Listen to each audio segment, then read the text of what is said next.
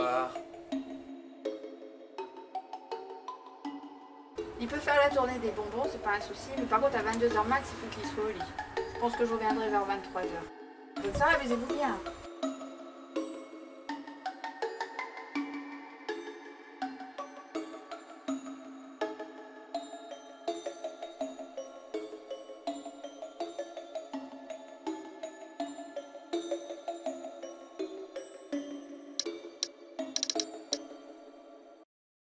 L'année prochaine, je me déguiserai en dragon ou peut-être en Frankenstein.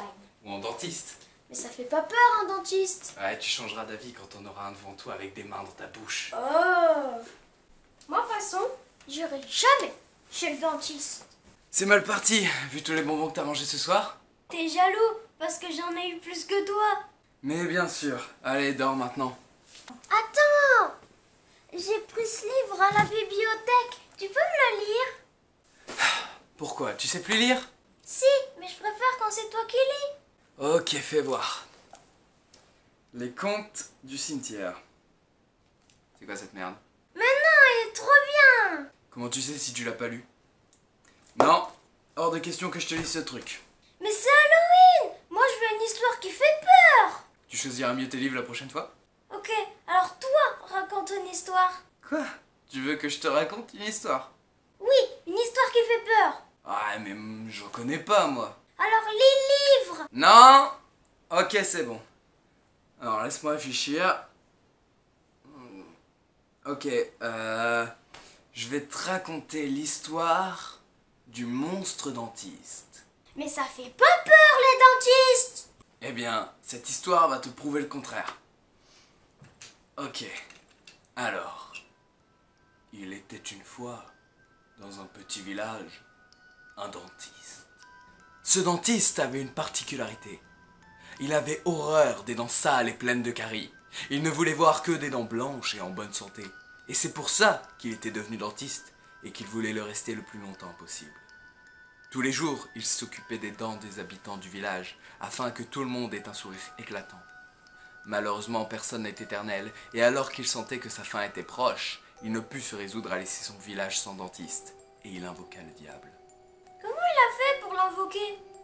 Oh, eh bien, je sais pas, je suppose qu'il a dû dessiner un pentagramme avec du sang de brebis et sacrifier une ou deux vierges. C'est quoi une vierge? Tu demanderas à ta mère. Bref, je continue.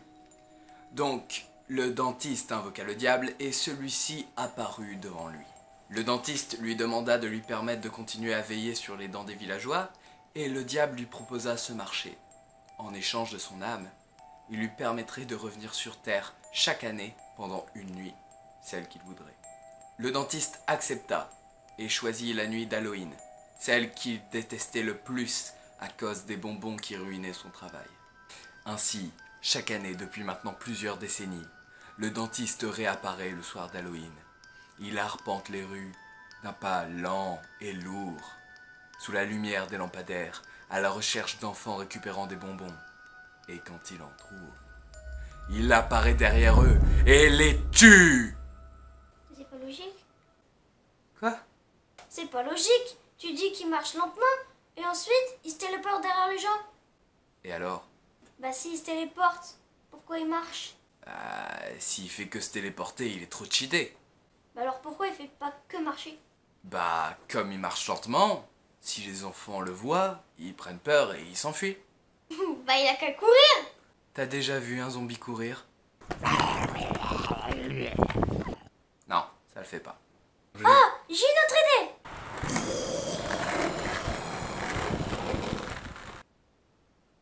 Un skateboard. Bah quoi? Comme ça il va vite, il est pas trop cheaté. Ouais, si tu veux. Donc, le zombie dentiste, sur son skateboard, cherche des enfants mangeant des bonbons. Et quand il en trouve... Pourquoi il les tue? Ah, mais laisse-moi finir! S'il veut que les enfants ont des bonnes dents, il a qu'à lui voler les bonbons. Bah vas-y, si t'as de meilleures idées, termine l'histoire. Ok, donc le monstre dentiste, sur son skateboard, cherche des enfants mangeant des bonbons. Et quand il en trouve, il s'approche d'eux et dit « Des bonbons ou un sort ?» Mais c'est nul! Non, parce que si les enfants les donnent pas les bonbons, ils les tuent. Peut-être, mais ça fait pas peur. Mais parce que t'es pas dans l'ambiance. Imagine que t'es avec ton sac de bonbons et quelqu'un s'approche de toi et dit tes bonbons ont un sort. Un sort. Un sort. Ah! T'as eu trop peur. Non, pas du tout. Si. Mais n'importe quoi! De toute façon, elle est nulle ton histoire. Allez, on dort maintenant. C'était trop drôle. Ah. Je t'avais dit qu'on aurait dû lire ton livre. Hein. Je suis sûr qu'il aurait été bien plus effrayant.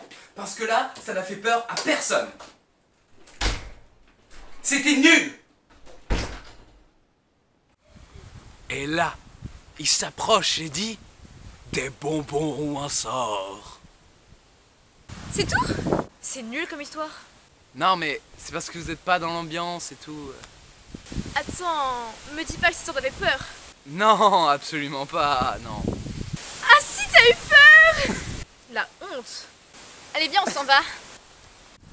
Hé, fais gaffe en rentrant. Il pourrait y avoir des dentistes qui veulent te tuer. Moi j'ai bien aimé l'histoire.